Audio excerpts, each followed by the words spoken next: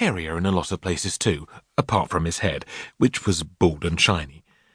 Joe's dad was sitting on a 100-seater crocodile-skin sofa and didn't look up from reading that day's copy of The Sun.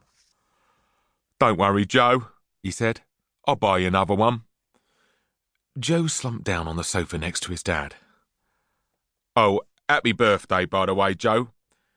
Mr. Spud handed an envelope to his son, without taking his eyes off the girl on page 3.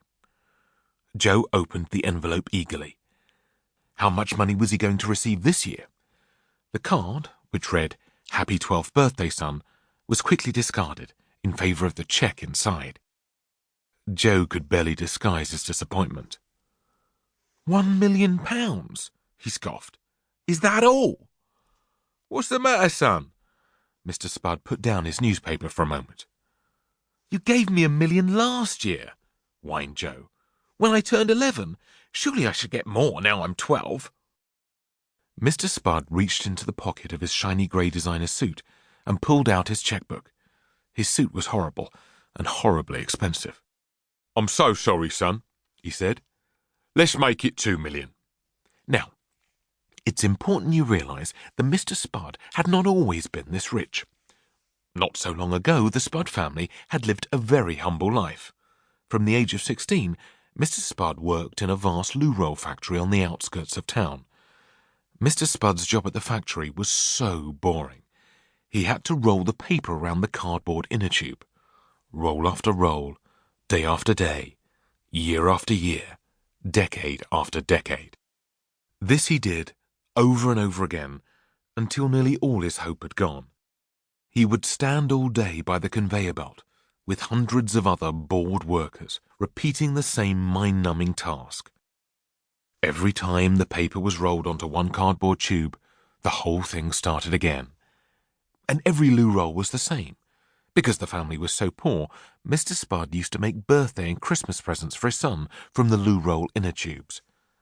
Mr. Spud never had enough money to buy Joe all the latest toys, but would make him something like a loo roll racing car, or a loo roll fort complete with dozens of loo roll soldiers. Most of them got broken and ended up in the bin. Joe did manage to save a sad-looking little loo roll space rocket, though he wasn't sure why. The only good thing about working in a factory was that Mr. Spud had lots of time to daydream. One day, he had a daydream that was to revolutionize bottom wiping forever. Why not invent a loo roll that is moist on one side and dry on the other, he thought, as he rolled paper around his millionth loo roll of the day. Mr. Spud kept his idea top secret and toiled for hours locked in the bathroom of their little council flat, getting his new double-sided loo roll exactly right. When Mr. Spud finally launched Fresh Bum, it was an instant phenomenon. Mr. Spud sold 1 billion rolls around the world every day, and every time a roll was sold, he made 10p. It all added up to an awful lot of money. 10p times 1 billion rolls times 365 days a year equals a lot of wonga. Joe Spud was only 8 at the time Fresh Bum was launched, and his life was turned upside down in a heartbeat. First, Joe's mum and dad split up. It turned out that for many years Joe's mum, Carol, had been having a torrid affair with Joe's Cub Scout leader, Alan. She took a £10 billion divorce settlement. Alan swapped his canoe for a gigantic yacht. Last anyone had heard, Carol and Alan were sailing off the coast of Dubai, pouring vintage champagne on their crunchy nut cornflakes every morning. Joe's dad seemed to get over the split quickly and began going on dates with an endless parade of page 3 girls.